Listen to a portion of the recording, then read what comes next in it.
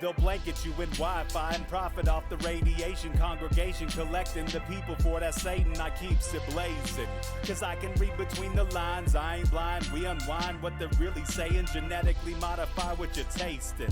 Don't need that cottage promise, so now you live up in your mom's basement. Redesign time so your mind is always wasted. Programmed to crave the basics. Keep the beta in stasis. Pay the state, kid. You're in debt for being born. Messengers are mourn, just the price for being warned. Don't be alarmed, disconnect from their machinations. Stop subscribing to the folly of own nations. Bone breaking ain't the answer, cause they seek the ownership of souls. Spread the seeds and watch them grow. Break the chains of control.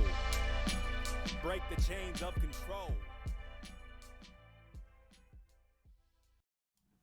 Sweet eternal balance of all that is good, true, and beautiful, friends. What an exceptionally perfect time to get a dose of the mega good feels and wisdom that come from a lifetime of connection with higher level consciousnesses, past life connections, and after-death experiences. We all know there is more than meets the eye in this world, and our guest today on Rogueways knows it, writes about it, speaks about it, and helps heal emotional and physical trauma in others using her understandings and wisdom. Dr. Mary Helen Hensley, it is a pleasure to have you on, and how are you doing today? Woohoo! I'm great. How are you? I am very good. I'm very excited to talk with you. You have a super interesting work out there. And before we jump into it, I just want to remind everyone listening, if you need a boost of spiritual connection or anything like that, we have rogue.locals.com is our community of uplifted, pretty awesome people. And I also offer tarot readings and guided sessions and all sorts of classes for the spiritual and esoteric and tarot and all sorts of things on my site, rogueways.org. So go check it out and come connect with us. We'd love to get in deeper with you. But Dr. Mary Helen Hensley, I always like to start with a pointless question of the episode. And I was going to ask you if you have pets or not, and why or why not. That is certainly not a pointless question in my book. They never really are. That you would ask, because this is the week 6 years ago that Mr. Peabody and Sherman came into our lives. Oh, wow. And, are they cats? They're dogs. Oh, okay. So they were actually out in the country and had been put in a sack with 5 of their siblings and thrown into the river. And someone was driving by and saw it and pulled them out and got them all, and everybody was safe. And Yay. So we went and we booked Mr. Peabody. And when we went to collect him this exact week 6 years ago, someone had left one puppy behind, his sister, who's a natural blonde and fabulous. And you can't have a Mr. Peabody without a Sherman. So off I went home with 2 dogs instead of 1. And so that is, they have been the most divine, wonderful, amazing addition to our household and family. There's nothing like pet energy around a house just to remind you what's real. Yeah, good point. They definitely have that ability because they're not connected with all this garbage that we create and throw at each other. That's it. That's it. That's a beautiful thing. Well, I love to ask people what your kind of early years were like, what your life was like, kind of what started you off, you know, what was little tiny Mary Helen Hensley like? Little tiny Mary Helen. Is that a Freudian slip? Yeah.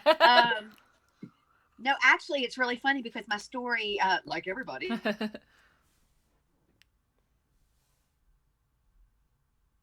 Uh-oh. it actually does start in the womb. Yikes! Something happened there. Yeah, it cut off. But I got me back. Yes, all right. We're back. We heard start in the womb. So when my mother was pregnant with me, she actually went into the doctor, and she and my father were sat down and told that it was very bad news. Remember, this is the late 60s, and that my mother was pregnant with in the first trimester, and she had the German measles. And this was something that no expectant mother wants to hear back then. You know, nowadays it's no big deal. Back then it was your child is coming out deformed or, you know, missing a limb or hearing loss, blind. And so the doctor basically said to my parents, you need to get your head around this and go home and prepare. Wow. So my father, who was, you know, big old American football star, but he was also a minister. Weird. My father goes home and has what he called a celestial visit. And this was very interesting, the language that my dad used, because he did not speak of angels, and these were not biblical type beings.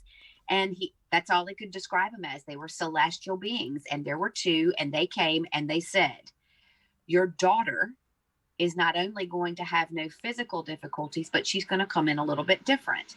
So you can imagine my dad like sitting smack in the middle of the Bible Belt, and he's got like celestial beings coming in. And remember, this is long before gender reveal. Yeah. So he's now just been told he's having a daughter. And so you can imagine I come in, and sure enough, there were no physical maladies or anything. I'm a little weird, but sure, that's okay. Aren't we all?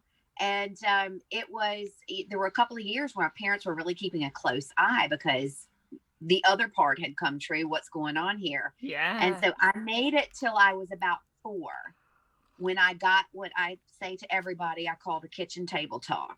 And my best friend in my world at that time was my grandfather Judge, still is. And but my grandfather Judge, Dr. Garland Clark, was a medical doctor. He was a surgeon from Kentucky. He knew Edgar Casey. He worked with Edgar Casey. Really interesting character. And so he used to, we hung out a lot when I was little, and we talked about stuff that was probably a little more grown up than ordinary for me. But he was just amazing. And so I would always, of course, talk about, what Judge and I were talking about with my parents. And this was my mother's dad. And she loved that we were so close, and just thought this was the most amazing thing.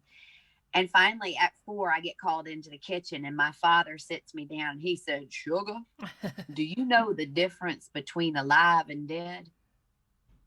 And I'm like, and they proceed to tell me that my grandfather has been not in a body since I was 1. Oh, wow. But they can't deny that the stuff that I'm talking about as a 4-year-old, there's no way I could know it unless he told me. Wow. So my parents were forced at a very early age with me to start having to expand the box. Yeah. And make room for that which didn't quite fit in their religious tenets, of what they accepted and expected in, their world as Christians. Yeah. And so, you grow up with me. My dad's the minister, and I'm like, "Hey, Dad, Mr. Jones is going to die on Tuesday. Yeah, let's get cracking on that eulogy." And so it was an unusual upbringing. But one of the things that happened very early on was my dad made the decision that he felt like if we didn't keep this to ourselves, that he felt like, I don't know if it was a fear or he was afraid of exploitation or what. So I was encouraged from a very early age, we don't talk about this. I was allowed to talk to them about this, but my siblings didn't even know. Wow. And so I grew up that way. And so it was a very interesting existence, to say the least. I had an incredible affinity for the elderly.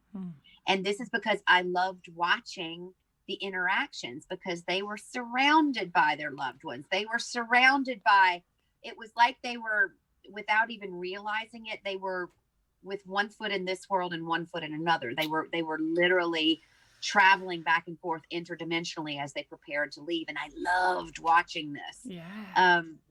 So yeah, my childhood was quite interesting that way. Wow. And did you learn to kind of be able to tell the difference between, like he was not actually there physically, but could you tell once you found out, or was it always kind of confusing to figure out who was who? Yeah, it was always kind of confusing. Not so confusing as much as my understanding of reality seemed to always be more expansive than my peers, let's say. Mm-hmm. So, I'm talking to you, my assumption in speaking to you as a little flat image on my phone right now is that you're sitting somewhere in the world in a flesh and blood body like I am. Right. But I don't know that for sure. True. But you're as real can be right now to me. I see you drinking that cup of tea and smiling and nodding. And so my assumption is that you're like me. But in our current present time reality and in this interaction that we're having now, you actually aren't like me. Yeah. And so, but I can still accept you as a viable relationship and an interaction that's just as real as if somebody were to walk in my door right now in the flesh and blood. Right. And so, yeah, it was this really kind of, I lived that duality always growing up, because I was always seeing that which wasn't in the flesh and blood. And so for me, people are like, oh my God, isn't that so weird? And I'm like, no, what would be weird is if I didn't see that way. Yeah. You're like, that is would be weird. how If I've that always been. suddenly stopped, then I'd freak out. Yeah. Yeah. Well, when you talk about elders being surrounded in that way, I've never really thought of it, but it makes so much sense. And it makes so much sense why I feel like kids, I feel like children always look for auras, and I feel like they really like elderly people. And so Absolutely. It's like a natural mix to like have your grandparents or whoever take care of your children, because they're like a perfect fit, right? But Absolutely. And I feel because like that perception that we've been sold, because we live in a world that is so fearful of death, what happens is, we've changed the way that we interact with one another based around these fears. Yeah.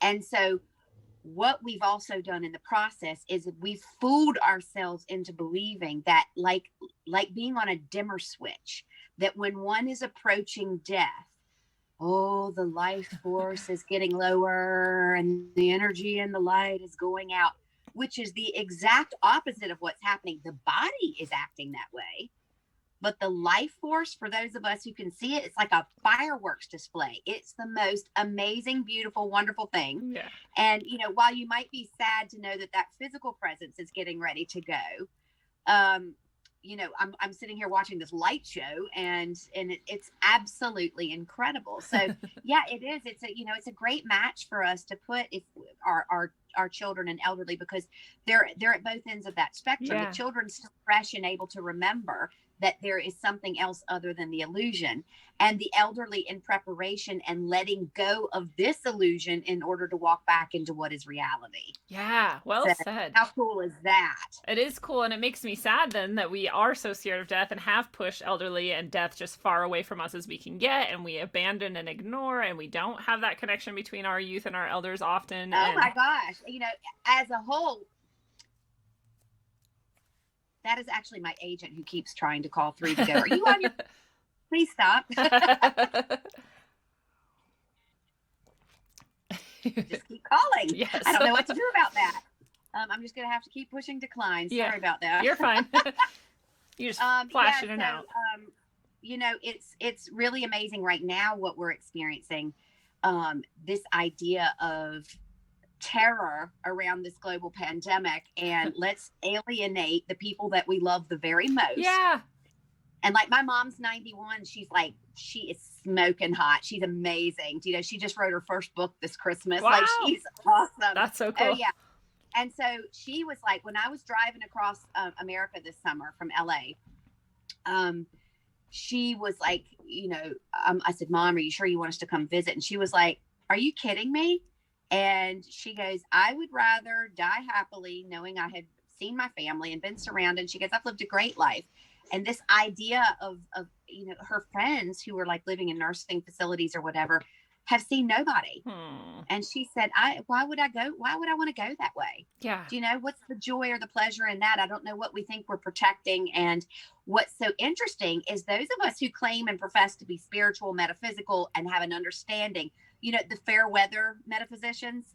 Oh yes, I understand this completely. But then they're totally backing this idea of separation, which then says, you don't actually believe that we're here and we come here and we stay here until we're finished. Thank you. You don't actually believe that. It's the idea of, if it were a deadly virus, then everybody who's exposed to it dies. And we know that's not the case. Not even close. If smoking killed everybody, then everyone who ever smoked would die from smoking. Yes. So, it just, it makes me crazy, because I'm like, you sit here when everything is going well and you talk about this and that, and, oh, we're all here for a reason. Right. And then all of a sudden when it hits the fan, we're not here for a reason. And then a virus is going to come in and cut short your soul's plan. Yeah. Really? Come on. The inconsistency is just, it's shocking. Thank you. You're the first person to bring that up, and I'm very grateful to you for it, because I've been feeling it and thinking it and not knowing really how to say it. But I'm like, how do you buy into this and claim to be connected to the divine? Like, I feel like my connection is like not nearly as like wide or robust as many people's, but I get it. And I'm like, exactly what you said. Like, nothing could change what I'm here for. Period. Exactly. The end. Not Period. afraid. The end. And it's why, but basically what that smacks of is the human race has whittled down the life experience to quantity equaling quality. Yeah. And therein lies the problem. Now ask anybody who, let's say, is a Christian and Christ died at 33, and they're like, no, look what he accomplished. Look at and he was only 33. Yet when it happens in their own life, they can't. It's tragic and horrible. Yeah. It's quite interesting. Or if someone loses a child, and it was, the child was robbed of a full lifetime. I'm sorry. How do you know that child didn't come in? Because I know plenty of families, certainly, working as a doctor all of these years, I've come across so many different people who've lost kids of all ages. And I've watched their entire world, their entire perception, the way they interact with everyone around them completely changed by a child who never even took their first breath. Yeah. Do you know? That's a really so I'm good like, point. the inconsistencies are just crazy. And there's no way, as far as I know, to help people get past the inconsistencies except trying to get them to heal their own inner fears and traumas, And I can't do that for them. So they just have to do it. And I'm like, okay, I guess good luck. Right. And it's kind of like, if you spend all of your time, it's about you. It's about me. It's about each of us and our experiences individually. And I've been saying this since the beginning of the pandemic. Yeah. Is, we've taken we've gone from 3 dimensions. We're literally gone from 3D. We've blown right past 4D. And we are now in 5D. And what that means is what we're experiencing, and no one can deny it. I don't care how scary it is, or what their political opinions are, or if they mask or don't mask, or they're vax or anti-vax. I don't care. Yeah. Look at what we've got going on here. We have got every single person affected by this virus, but in completely different ways. There are some people who are exposed to the virus who are affected by a physical loss of someone they love. Yeah. There are other people who finally got to quit a job that they didn't have the guts to quit. And they are so happy that they're sitting at home and they're repairing and recouping and they're resting. There are other people who are cleaning out those 10,000 emails that they didn't get the chance to get to because they were working every single day, right? Right. There are other people who are in the garage going through boxes of things that they don't need any longer. Everybody's cleaning out something. Interesting. For me, when I got COVID in March, I cleaned my body out.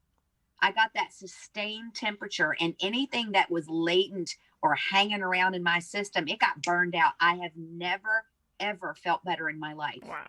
And people are like, you shouldn't say that when there are all these people who are suffering with long haul. I'm sorry. I'm going to say what's true. I'm claiming my feel good. I've worked hard for that. And that is, I don't say that with shame whatsoever. I am having a delightful pandemic. Yeah. And, and I'm here, I'm showing up, I'm working with patients, I'm working, with frequency, I'm writing books, I'm doing everything I can to contribute to people's experience if they choose it. Yeah. But the beauty of where I am in all of this is it is not my responsibility to go and change, other people's fear and their crisis is not mine. Yeah. And it's not insensitive, and it's not the whole idea, the shaming that's going on, and the idea, or that, I wear a mask to protect you and you wear a mask to protect me. I'm like, scientifically, that makes no sense. Yeah. What you're saying. I'm like, did you read that on a Facebook meme? Yes. What are you saying to me? And then watching people be unkind to other people without checking in, without, and it's, working in a doctor's office and having patients coming in and out, unfortunately, I see it firsthand. But the fun part about it all is, not that I want to, but I have no qualms. I don't know if it's menopause or that I'm in my 50s or whatever, but I'm like, no, you don't get to act like that in here. Bye-bye. liberating, Yeah. because wherever else in their lives they've gotten away with that behavior, they don't get to do that here. Whoop, So whoop. I've had people come in and try and make people feel bad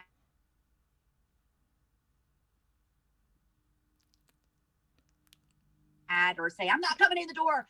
And she might not be able to wear a mask, and you didn't bother to ask, and you've been nasty, and you don't get to come back here. You've literally just lost your opportunity to avail of this service. Thank And God. I don't feel bad. No. And it's about being authentic. And that's the time that we're living in. And that is that 5D thing that we've settled into. It's choice. Yeah. We can choose kindness. We can choose fear. We can choose empowerment. It's available for all of us. And it's so amazing. Like, I genuinely am having the time of my life. I wouldn't want to be anywhere else at any other period in time than right now. This is amazing to me. Absolutely awesome. amazing. I love it. I need this refresh because I'm there a lot of the times and then I get sort of bogged down, and mostly because the people who I love are choosing things that horrify me and that I can't understand and that seem very hateful I know. and fear-filled, and then I get like depressed and bogged down in it. But I'm totally with you in this idea that, we all get to decide for ourselves exactly what we're doing with this time, really any time, but now it's just is like more obvious, like you said. Yeah, highlighted right now. Yeah. It's called, and everybody's getting quarantitis, Yeah. and so inflammatory response that's due to a quarantine. And so when you do that to anybody, I mean, look what happened to the baby monkeys who were separated from their mothers. Wither and die away. They failed to thrive. Yeah. So what categorically the people who came into this who did not already have the tools in place, they are failing to thrive. And so this is where it's really important. Look, my responsibility was to educate myself. Yeah. Not everybody else. I'll share everything that I know and I do. But my responsibility was to make sure that I came into this time period prepared. And what's happening now is the people who didn't are trying to bully those of us who did into jumping into there. And this is where you've got to stand tall. Yeah. And this is where you have to go. It's okay to say that the vast majority of the population are conformists. Yeah. And it's not a judgment. It's just an is what it is. Very we can true. see it by people's behaviors. And it is so important for those of us who are nonconformists to stand tall right now. I don't do anything with venom or with anger or with the intent of trying to harm somebody else.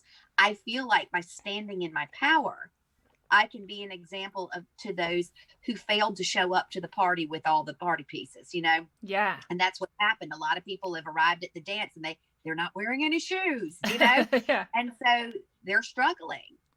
And so what's the first thing we do when we're struggling? We start scraping and clawing. What does a person who's drowning look like? Are they peaceful and calm? No, they're scrambling and trying to pull under the person who's trying to save them. Yeah. Right.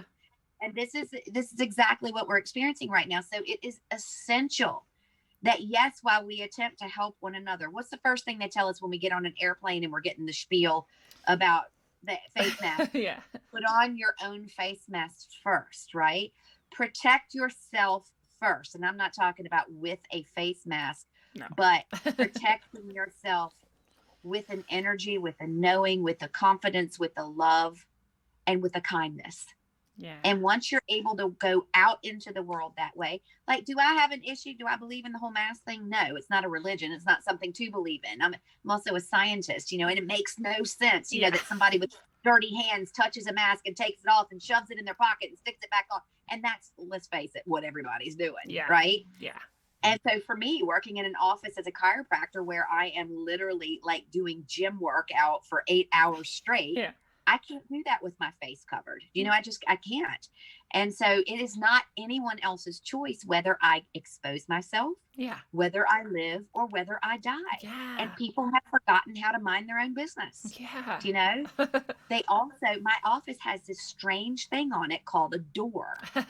And people have that choice if they're uncomfortable in my environment to use that door.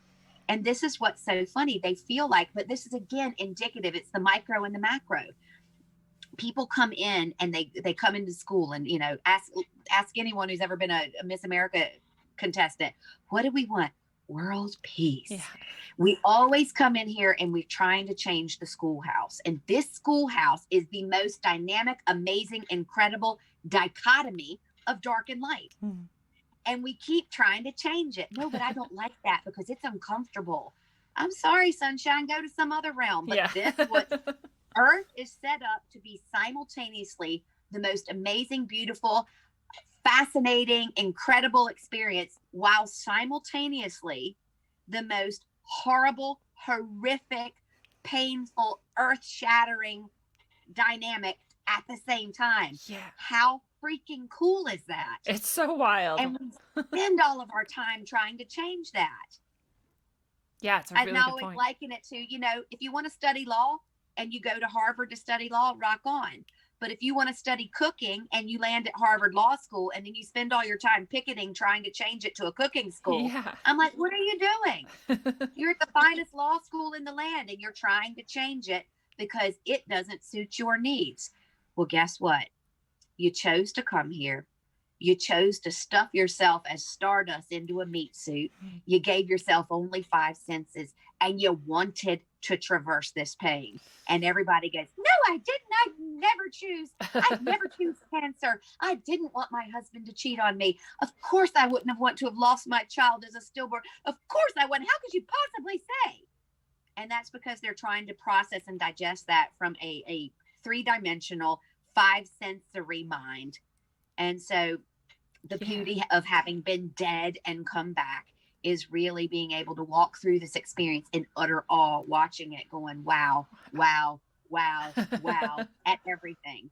And while I understand everybody hasn't had that advantage, all I can do is be authentic in myself and be a beacon where people can go, oh yeah. And I'm going, guys, let yourselves off the hook. Yeah. Eat that cake. Go enjoy that experience, And it's okay for your feelings to be hurt. And it's okay for everybody not to like you.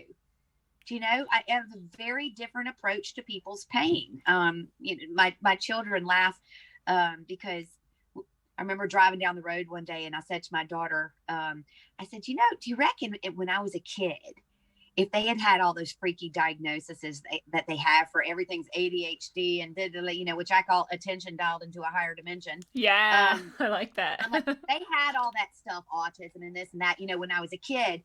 If they had that, do you think? And my daughter cut me off and she goes, if?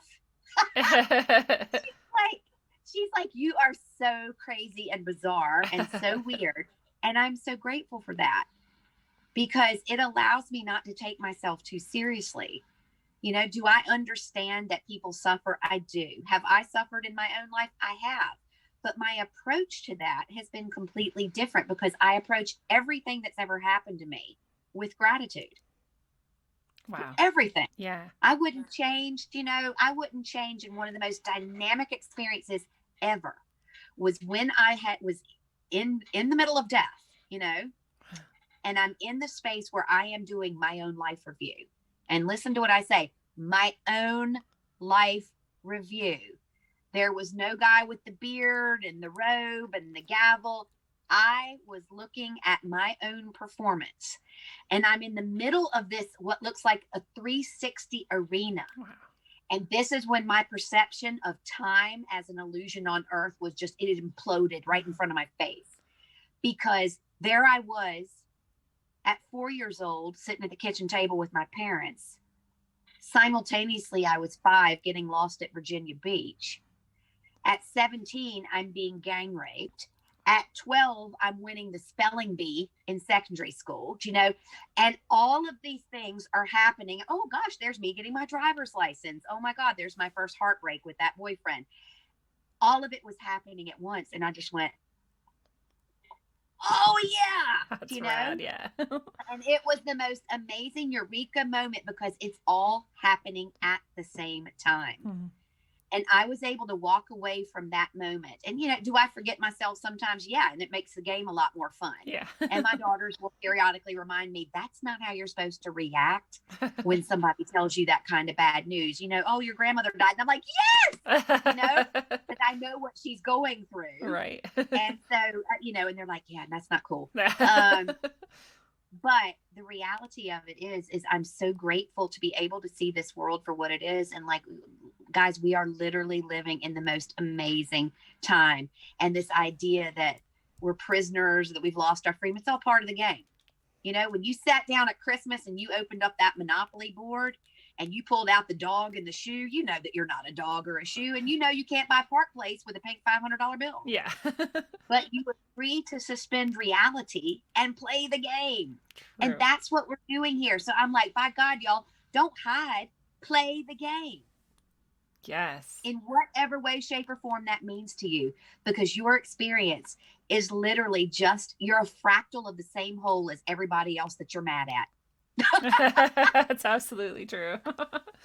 And I'd say you've probably done exactly what they're doing at some point or another in your history of incarnations, you know? Sure, exactly. So you're judging yourself. That's the whole point. Yeah, totally.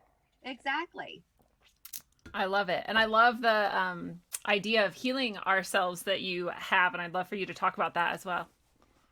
Well, one of the things that happened, you know, when I was dead was the idea that I understood, of course, at a much higher level, that all we are is frequency and light. You know, we're literally we're light on the same beam, all of us, different little points along the way, experiencing things in different ways. But we all are coming from that same source, and that same source is a sound. It's a frequency. Mm-hmm. And so when I came back, one of the amazing things that happened after that, and, you know, the beings that I met on that side said, you know, if you choose to go back, you're going to be working in this. So I said, I know exactly what I'm going back for. I remember now. And they're like, well, we're going to enhance your abilities. And I'm like, you know, so now I'm going from talking to dead people to being able to touch people and download their hard drive and find out exactly why they're not well in present time. Wow. Like that's right. That's so right. So you can imagine you're in your 20s, you've survived death, you come back in and now you can heal. My ego was having a field day, right? Oh my God. But then suddenly, thank God, I grew up and I realized this isn't about taking away somebody's pain or making that uncomfortable experience go away, you know, because I literally could touch someone and make their cancer disappear. Wow. That was how powerful the use of frequency had become in my life. But then I'm going, hang on, they're still miserable. Oh my God, they just got sick again. What is this? And it wasn't. And I went, oh God, that's right. The body is working to serve the spirit, not the other way around. And so I spent I've been 30 plus years preaching and teaching to people. Your body it's not supposed to be well all the time. It is a barometer for what's going on in your life. And if you've called cancer in, you need to sit down and have a little come to Jesus talk with yourself because there's something going on. And I'm like, oh my gosh, it's amazing.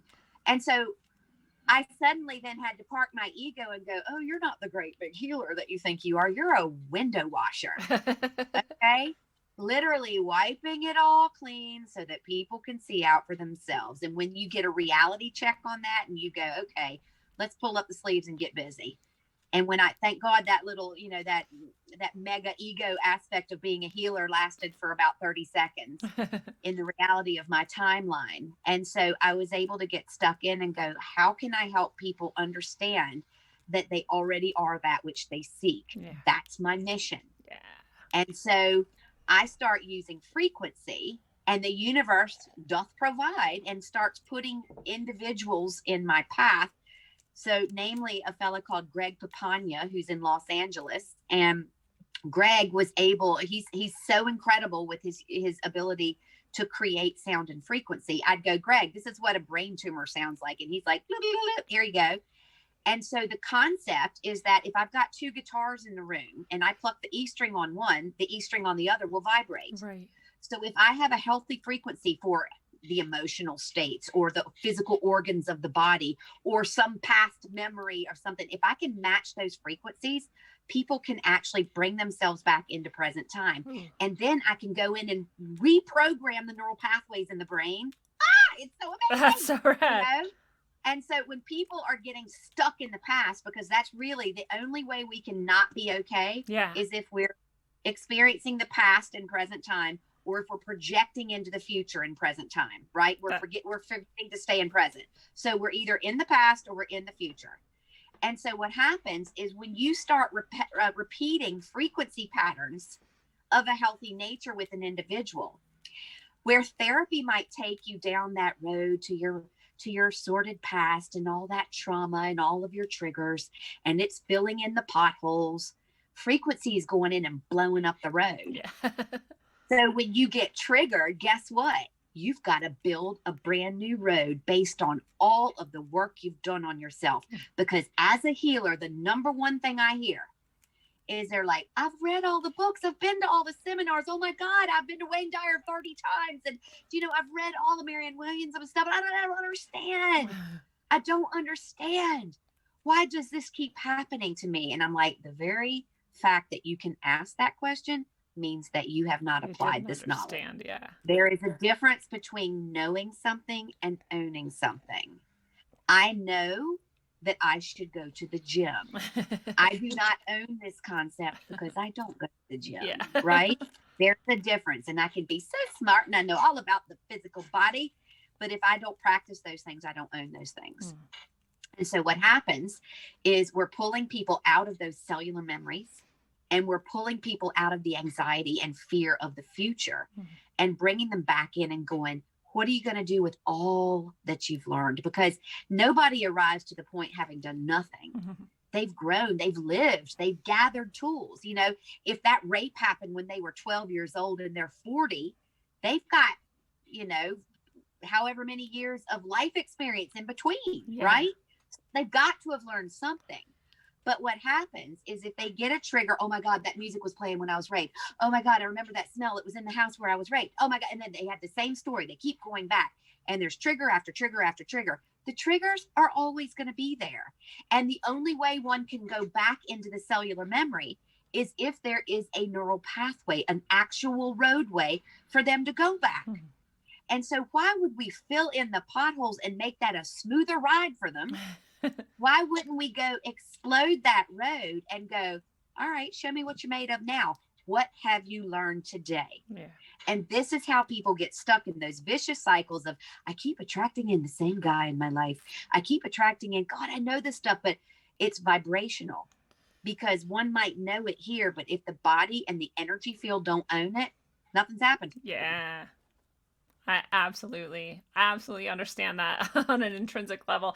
And I am healing myself bit by bit. And I think it's a very interesting because I've come to a lot of the same conclusions without a lot of the same experiences. And I preach a lot of the same concepts, That's awesome. Especially the part where it like triggers, and people, like you were saying, expect everyone else to stop triggering them. And it's like, well, you're the only one who can stop triggering you. No one else could do that for you, people can help, I guess, technically, right? Like you help people, but the person themselves is the one actually doing it. And the idea that you said about empowering everybody to realize that they are, it's like that saying, like, we are the ones we've been waiting for. Like you are the thing that you seek, and it's inside of you. Absolutely. And I think and I'm not putting it, listen, there's a time and a place for everything, from card readers to psychotherapists to metaphysical healers to general practitioners to chiropractors to whatever. There is room for everybody because everybody is not vibing on the same level. And it's not that one's better than the other. They're just different experiences. But I think one of the most dangerous things in our language today is when we take people who have been emotionally traumatized, who have had really tough times in their life, and we give them a new dialogue and we give them new words to place on those offensive people in their lives. And they go, you are emotionally abusive. You are an enabler, or you are a gaslighter, or you are whatever. And once again, all we're doing is dressing it up differently. And that person is now throwing it off onto somebody else because guess what? Spoiler alert. The world that they are going to continue on in will always have the enablers, the gaslighters, the emotionally abusive. And I think that can be terrifyingly dangerous for somebody. Yeah. And so I think it's super important that we recognize that really and truly, when I say you already are that which you seek, one of my favorite chapters in one of my books that I wrote, it was the title, it was called Jerusalem. Right? Because we're always looking for a guru. We're always looking outside of ourselves for someone to give us the answers. And I will on my dying breath be yelling up out of the grave to everybody, you already are that which you seek. It's you. Yes. Yeah. You stop your triggers, because there's always going to be someone or a set of circumstances there that can potentially trigger you. And until such time that you take responsibility to go inward and to heal up the ability for that trigger to either shoot you into the past or throw you into the future, you're always going to be stuck in that same old hamster wheel. Yeah. You are like the, I don't know if you know, but I always end every episode of Rogue Ways with travel well, aim for balance, and always look inside first. And that's exactly why. Because yeah, we're on the same wavelength here. Awesome. I really would like to hear, we have a little bit of time left, and I'd love to hear about the entities that you interacted with in various ways at various times, whether it's in your NDE or whether it's, here, and what your understanding is of what they are, who they are, and kind of what their role is and what's going on. Well, the big ha-ha is going to come when people begin realizing en masse that this world and this reality ain't all there is, Yeah. And it's funny, I sit back and I watch the people who laugh and who call other people crazy, and they have no idea. Like, I mean, I've worked with so many different high-end officials, and that, like, it's just part of what I do. And part of that entails knowledge that is shared, and those who are not in the same kind of body as you and I, but some wear them as a costume. Mm-hmm. And, you're like, okay, she's lost me now. Now she believes in the aliens, the whatever. Yes, but the concept of what they are is very different. Are they hanging out on planet Jupiter? It's just not, that's not what it is. We're talking about interdimensional beings who are able to take on different shapes and forms. Are they all benevolent? No. Are they all vicious? No. But are they all, if this dynamic here, like, we'd have been blown up a long time ago, y'all. if that was how this works. This dynamic does not end until that which created it chooses to end it. End of story. We can melt our ice caps, we can throw our rubbish into the sea, we can poison ourselves with whatever stuff we want to inject into our bodies, and we can let artificial intelligence move in and create a binary species. Like, you name it, the list goes on a mile long. This place will be here until that which created it doesn't want it to be here any longer. And that is ironclad truth. Okay? So the idea that there are interdimensional beings coming and going, moving. Do I know about time traveling? Do I know about teleportation? Do I know those who are working in organizations where it's happened? I've seen it all, y'all. It is real. It is there.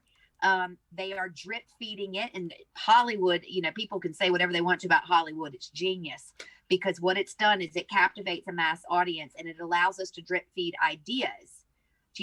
Ask any kid who used to watch Star Trek, the flip phone that came up. What? You can communicate with somebody who's not standing there with you? Oh my God. Remember the doors? And every shopping center has them now. Yeah. And so all of these concepts are drip feeded into society in such a way. And that's, I've been called out on the books that I write because I'm what they call a blue collar writer. I write for average Joe. I don't need to use my big scientific words and try and make myself feel or look smarter than anybody else. It's going, here it is. Here's what it looks like. Y'all, this is shit cool. This is amazing. And here's what it looks like. And so there's, if you open the eyes and you have the eyes to see it, the ears to hear it, it's all around you. Messages, signs, things that are in the media, things that are in the movies that we watch, the series that we watch on Netflix and all. So whatever is in your current circle right now, keep your eyes open, because it's coming into reality. That's what happens. And that's what's so amazing. So have I met them up front and personal? I most certainly have. Who would I work with most frequently? I have a council of 12 that I work with on a regular basis. And the 3 that I would report to, sounds like I'm indebted to them in some way. We're working together.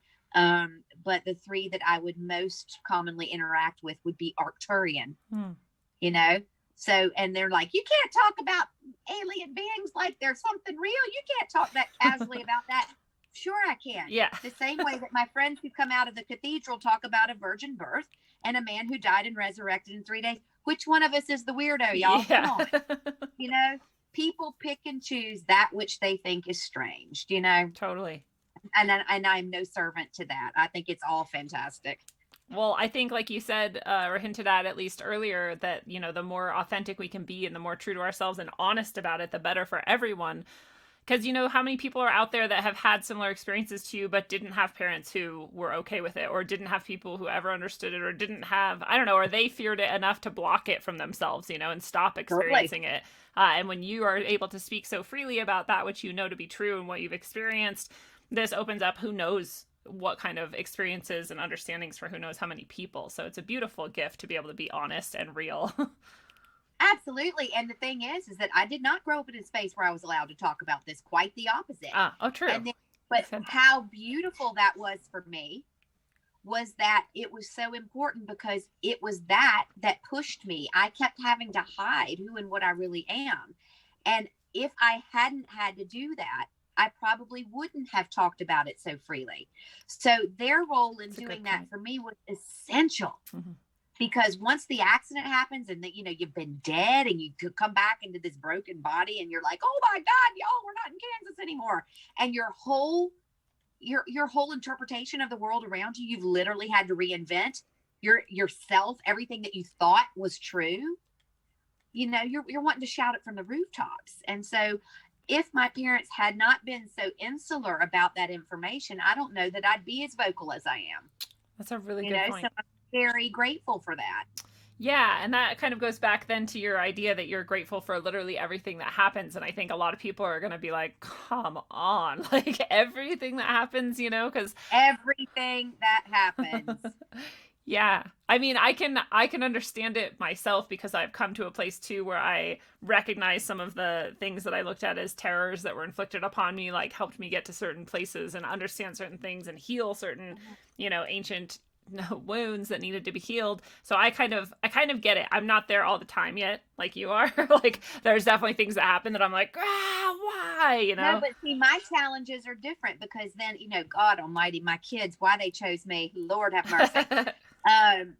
But my challenges are just different than yours, because what happens is that I'm just like bouncing around going, I came back with that realization and that memory. It, you know, for some people, they have a near-death experience and they're just like, it's a feeling. They feel the love. Yeah. They know they're safe, but then they're able to kind of carry on with life. I'm like back here with every memory intact, right?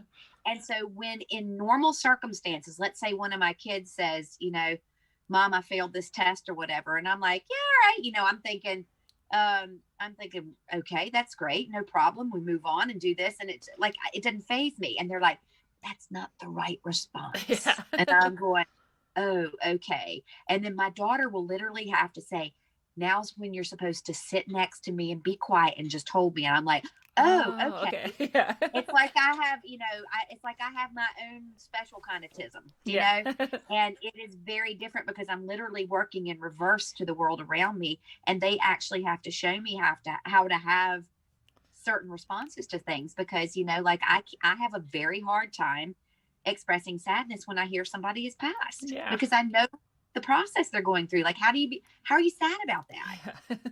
You know, do I understand the physical loss and missing the individual in my life? Of course I do get that. I get it.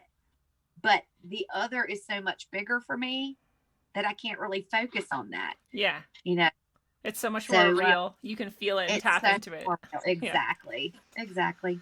Yeah, I've said that too, and you know, this idea that like the best moment of your life is actually the moment that you die, and like I always hesitate to say it because I don't want someone out there listening to be like, oh cool, because I've been waiting to kill myself. Like that's not what I'm saying. You know, I'm saying when you arrive at death, however you arrive there, you suddenly, like you're describing, you suddenly understand everything, and it all makes sense, and it's so joyful, and there's nothing but love and beauty, and how could that not be better than this, right?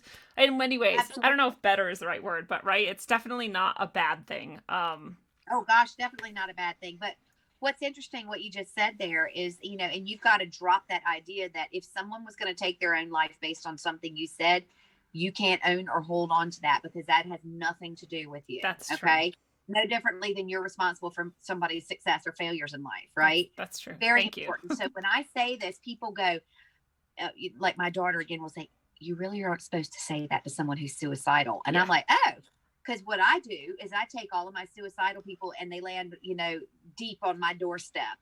I'll take them through the death process. Here's what happened. Here's what it looks like. Here's what happens afterward. You're going to the same place everybody else is, the one who died in the accident or the heart attack or whatever, because that whole idea of judgment of who gets to go here and here, please, that's man-made. And they're like, yeah, okay. And then here's what it looks like, and here's what it's going to feel like. And it's, oh my God, it's glorious, and the lights and the colors and the music and the sound and all this. However, you are in a set of circumstances right now where you're comfortable. You're in a good family. You know where you are. Things look dark right now. So what I'm saying to you is, at your own hand, once you have passed, you're going to get into that space and you're going to go, shit. Why didn't I take? Wow. Yeah. Oh, man. I went there to feel that way. And the whole reason I went there to feel that way was to get to the point where I would have to make a choice of remaining or taking my own life. And shoot. And you're the one who puts yourself back in. But guess what? You go back into a different family, maybe a different country, a different gender, different set of circumstances. And once I've explained that to people, I have never in all of my years lost somebody. Wow. That's really powerful. So because God forbid we be truthful about what happens. Yeah. If you are truthful with someone who is contemplating leaving here, right? Mm-hmm. Once you give them a different perspective, my perspective is never to go in there and try and change their mind, because I don't have that kind of power. Good point. None of us do. But to go in and share the truth of what I experienced, I do have that power. And I've never, in telling that story, lost anybody to suicide because of that. Wow. Do you know? Yeah. It makes so much sense, and you're absolutely right. And I feel like that's part of the thing that would, or at least for me, when I've been suffering at that, depression or whatever, and I've been like reaching out to people, the thing that sucks the most is when people are like putting on the baby gloves and they're like, there, like, let's not, like, I'm like, no, I just, like you're describing, want someone to be real with me. Like, that's what anybody ever wants, I would think, unless they're, I don't know, really want to stay stuck in their delusions, which I never have. Yeah. So I don't know what that's like. Yeah. And then you have people who do want that. And that's what they choose. And I've always shouted out to the people who are dealing with people with chronic long-term mental health issues. They're the ones that really have my heart, because that individual who is stuck in that suicidal tendency, or who is stuck in that loop of darkness. Yeah, that's hard work, but it's also a choice. And no, it's not a choice. It's a mental illness. A mental illness on the level of the soul is a choice. Yeah. And so if that soul is here and chooses to do that, the people who burn themselves out trying to be there at every beck and call, and it's hard, thankless work. Yeah. And so I always take special time to shout out to the people who are living with people with mental illness, because the people with mental illness, they're on a mission. They know what they're doing. Mm-hmm. And those who are stuck there going, oh my God, and are still actually possessing the belief that that person might stay or go based on something that they do, yeah. that they're still carrying that responsibility. Wow, that's hard old work. Yeah. That's a really good point. I love it. I love your perspective on everything. And I want to give you a chance to mention your books and where people can get them and find you and connect with you and do all of that stuff before we wrap up. It's all on my website. It's maryhelenhensley.com. And keep your eyes open this week, guys, because I'm very excited. I got to be the first at something, and I have the first Audible book coming out with Amazon Audible, the first book in history to ever be backed by these healing frequencies and brainwave states as the story is being told. Whoa. So people are going from an audible experience into a fully immersive experience. And I'm literally trying to change the way that we read. We're literally reading with our whole field. Yeah, that is so rad. So that's going to be on Audible, released this week? It's meant to be out this week. Oh, awesome. Okay, and remind people of the name of it and any other of the books, because I know you have some other. Understanding is the New Healing. And I'm getting it. I just released right before Christmas the first in my gender identity series for preteens, a book called Hugh and the Manatee. So if you have anybody in your life who has never ever been able to see themselves in a children's book, I'm making children's lit legit. Yeah. I want every kid to be able to see themselves, whether it's a he, a her, a them, a they. Every kid is going to be able to find themselves in this series. And so the first book is out. It's called Hugh and the Manatee. And Hugh is fabulous and loves to paint his nails, and he's amazing and captain of his swim team, and he's had the same 2 bullies his whole life. And a magical manatee puts them in bubbles and takes Hugh and his bullies on an underwater adventure where the manatee gets to teach the bullies rather than belittling them, using the aquatic creatures that are gender fluid. So the daddy seahorses who carry the babies, and the ancient sea snail who's the original transgender. And so we get to learn and emphasize the fact that we're all here for our own reasons, and that there is no such thing as a normal family, because your normal is what you chose. And so the manatee uses frequencies to imprint this into the girls, and the girls end up saving the day for Hugh in the end. And so it's just it's an awesome book. I have as many adults buying as I do kids, because they're like, I've never seen myself in a book before. Seriously, so, I want to buy it now. Yeah, that's Hugh and the Manatee. That's awesome. Everything else is on the website. They're all up there. I almost started crying while you were describing this children's book, so clearly it's very emotionally powerful. You're like sending that out. It's something that really needs to happen. You know, I really feel strongly about the fact that so many of the mental health issues that we have are the fact that people didn't get to live their authentic selves based on somebody else's perception of what it meant to be, normal or a viable experience as a human being. All that's gone out the window. Bye. Yeah, I absolutely agree. I tell people often, like the people who come to me for like healing work or whatever we're doing together, or tarot reading, whatever it is, a lot of the times, like 90% of the time or more, what people really need is just for someone to tell them like, yeah, that's normal, and you're lovable and acceptable, and everything you're doing is fine. Right? Absolutely. Just reassurance, like this is okay. Yeah. Everything's okay. That's it. Without lying, right? Authentically. Yeah, authentically. So the closer I think that we all get to understanding ourselves and loving ourselves, the more we can give back that sort of reaffirmation for people, if that's what we want to do. So what are your final words that you want to share with people, final thoughts that you want to leave them with, or just a final message, to send them on their way? Oh my gosh. You have so many good ones already. I'm going to tell you one of my favorite little stories. Awesome. And I think this is because I tell it a lot, and I tell it a lot because it means so much to me. When my father, who I described in the beginning, the big American football star, and he was a coach and he was a minister, he was amazing, and he died with Alzheimer's. And so when he was in his process, there were so many people who saw him as, this big hulk of a man, a pillar of the community. And now he was kind of withered and old, and he was babbling, and he was such once a beautiful orator, and people would come forever to listen to him. And now he was reduced to blah, blah, blah, blah, blah. And people would literally come to his door and they'd cry, and they couldn't believe the loss of dignity. And I stop them and I go, there's no loss of dignity here, because that soul came here to experience every last thing.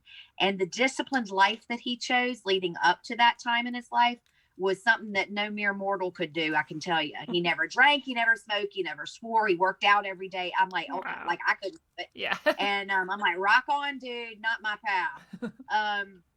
But he did that. And so he made it all those years. So while he was still alive, he got to go to a point where he didn't have to have all the answers. He didn't have to be an example. He didn't have to be nice. He got to cry. He would look in the mirror and weep, and he would say nasty things. And he got to have that human experience of what it's like to be like that. And so one day my mom and I were in the nursing home, and my father had a horrible day. He had sundowner syndrome. So like he'd get angry and he'd drop his pants and he'd shuffle into the hallway, but he'd never go from vertical to horizontal, because he thought if he did, he would die.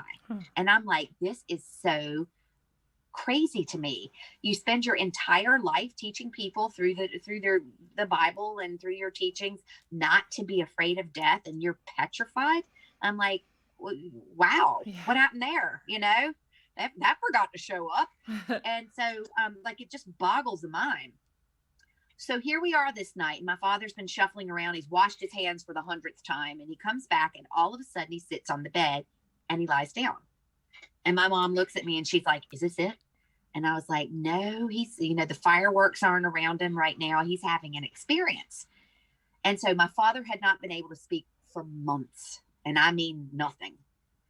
And he turns and he looks at us, and he lays back down on the bed, and he starts reaching up, and he goes, I can see it, clear as day. I can see it. I was like, all right, Dad, what can you see? And he said, the land beyond the river. And then he pats me on the hand. He said, it's more beautiful than anything you ever wrote about, sugar. And I said, all right. And I said, tell me about it. What do you see? And my mom is still bugging out because she's like, he's dying. I'm like, he's not dying. He's having an experience.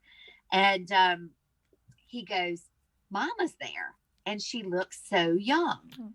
And I'm like, amazing. That's wonderful. And then he freezes and his eyes are as big as saucers. And he goes, oh my gosh, Daddy's there.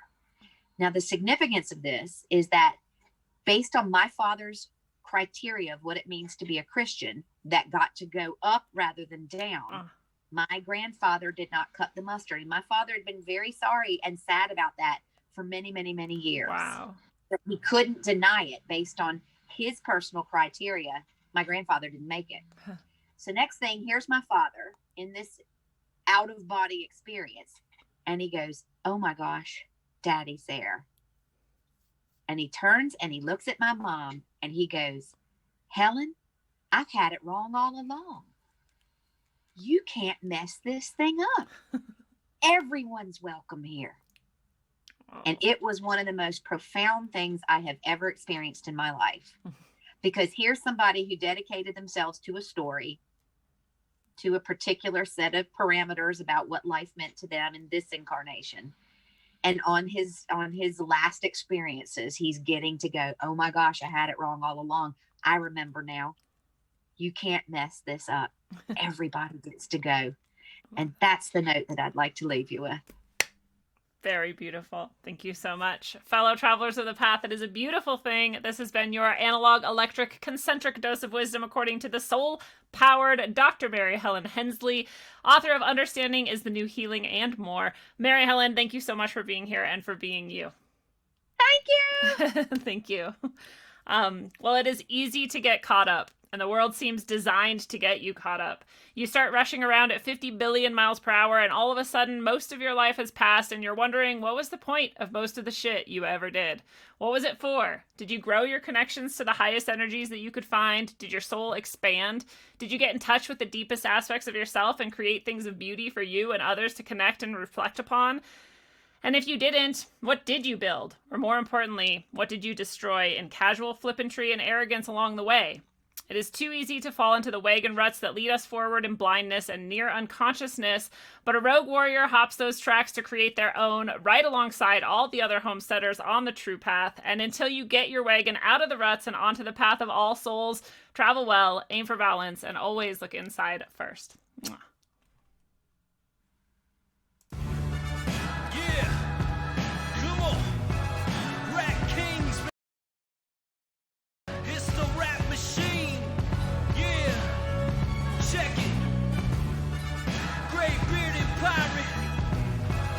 Motherfucker unknown. Yeah, come on. In the place with my fist up, meaning I resist the bullshit that they feed us and lead us. This is just a part of the process, man. Just watch this, cause this shit's about to get crazy like a mosh pit. We lost it, toss it, let's start it again. Cause now with technology, with smarter men and women, this is the beginning, not the end. If this is the message of hope that I send, look on your TV, it's a culture of death. They'll keep on lying to the very last breath. We keep on striving and spreading the truth. It's hard to survive in this world full of youth. The door is closed, the old world is dead. Let's have an age of understanding instead. I'll include you and you include me. Let's see what we can build with some positivity. Let's go. You're moving too slow. Let me see your hands if you know what I know. Come on.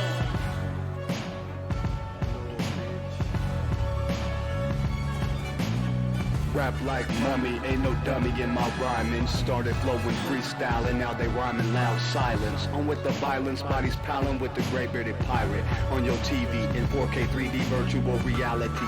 Casualty of urban warfare. I know but I'm not scared, just prepared and aware. Shining my light through the tunnel of hope. Into the rope, but I'ma give it one more pull. Till the family is full. Take the bull by the horns and lead it to the slaughter.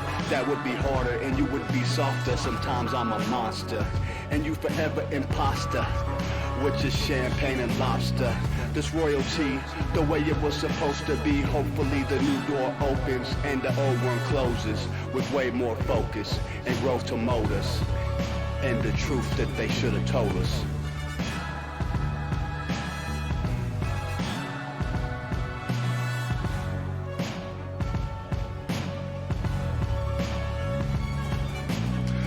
To them screens, it's a plot to drop the IQ. Fighting amongst each other over rulers that don't like you. Prefer us trapped in melancholy with the wood wands of holly. Suggestions that a flicker rate to camouflage the folly. Attempted mental robbery, executed sloppily. The paupers see this mockery and walk the talk with me. Put the hands up to touch the Akasha, cause you know deep down there's something bigger than your wallet.